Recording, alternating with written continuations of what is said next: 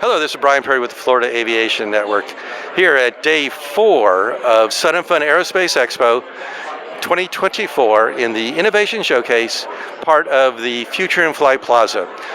With me today is Sean Borman.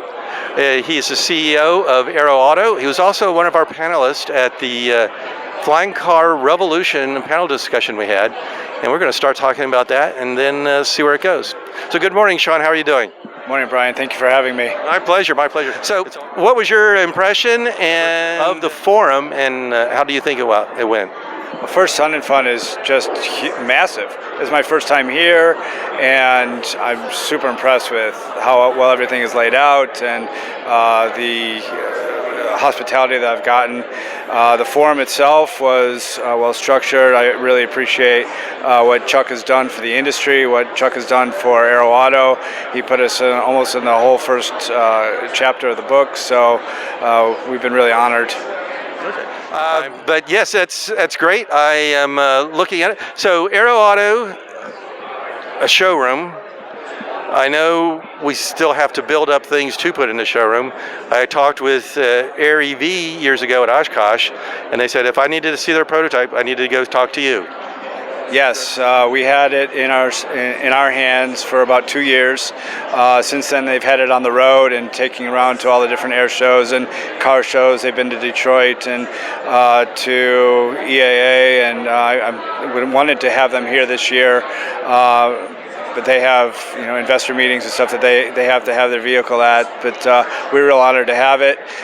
It's a beautiful machine. The customers that had come in to see it were just in awe just by seeing that this industry is for real and not just cartoon or CGI. Yep. Yeah, I totally agree when I saw it at Oshkosh. So I think you said something about another showroom in Austin?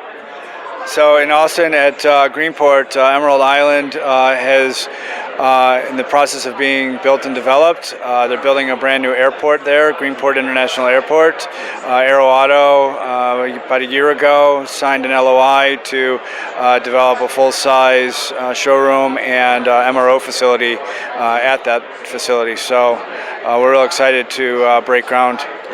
I've read some stuff about the showroom concept and everything. I think the thing I'm most impressed about is the idea of being able to do the training.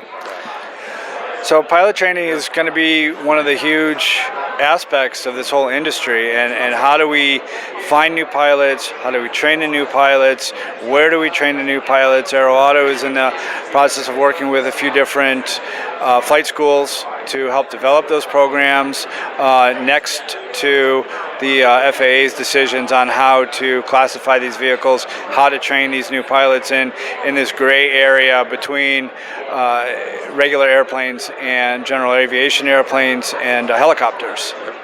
That's what, when I first looked into it, it's like, oh, they're calling it powered lift. Where can I get that? I'm not flying an Osprey or a Harrier, so how do I get a powered lift rating? So that's something that you guys are working on. We're working on it, and the FAA is working on it a lot more. Okay, great. So we have to follow their lead and their direction on to what we have to train and how we train. But we'll leave the flight instruction to the flight instructors. So do you see there are a lot of different designs out there? Some of them are so close you're wondering, are somebody going to be accused of copying? Do you think they'll eventually get to the point where distinct versions are available and then the rest of sort of grouped together to get the best operation or engineering together? The best, most efficient models will win. Right now, all the manufacturers are trying to do the engineering and mechanical engineering that need to be done to see which mode of transportation that is being developed is going to be the most efficient to get the best mileage, to use the least amount of batteries. So there's going to be fallout, there's going to be copycats. The best will rise to the top. And like you mentioned, what I've always realized that an aircraft or car is built for a particular mission. You try to use it for what it's not meant to be, it's not going to be doing it well. Well, Sean, I always like to give the guest the last word in the conversation. Jesse? Well, consumer education for us is the most important. Getting the word out that these vehicles are real, that the industry is real, that it's not just something in the future that's never going to happen. It's not, and we hear it a lot, it's not if but when now. And there's billions of dollars being introduced into the industry every day, and the development is happening. Like you said, there's 600 or more manufacturers, over 900 vehicles that are being made. It's happening. So now we've got to get the word out to the public to learn what the different options and availabilities are based on your use cases and financial availabilities to give the customer the best option for their needs. And that's where AeroAuto really comes in, is we're going to have a lot of vehicles in one place for the customer to come in, to see what's out there, see what's available, see what fits their use case.